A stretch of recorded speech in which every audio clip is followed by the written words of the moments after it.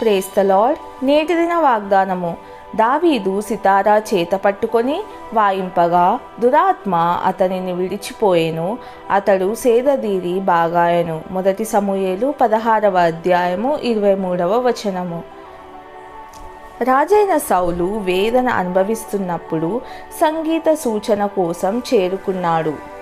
అతనిని పరిచారకులు అతనికి సమాధానం లేకపోవడాన్ని చూసి అతని కోసం సితారా వాయించే వ్యక్తిని కనుగొనమని సూచించారు. తద్వారా అతడు బాగుపడగలడని ఆశించారు.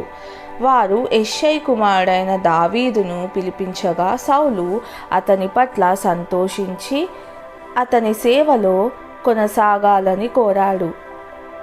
అసమాధానం నెలకొన్న క్షణాల్లో సౌలు కోసం దావీదు సంగీతాన్ని వినిపించి అతని వేదన నుండి అతనికి ఉపశమనం కలిగించాడు. ప్రార్థన. తండ్రి, పోరాట సమయాలలో నా హృదయాన్ని, మనస్సుకు శాంతినివ్వడానికి సంగీతాన్ని సృష్టించినందుకు, దానిని ఉపయోగించినందుకు వందనాలు. యేసయ్య నామంలో ప్రార్థిస్తున్నాను తండ్రి. ఆమెన్.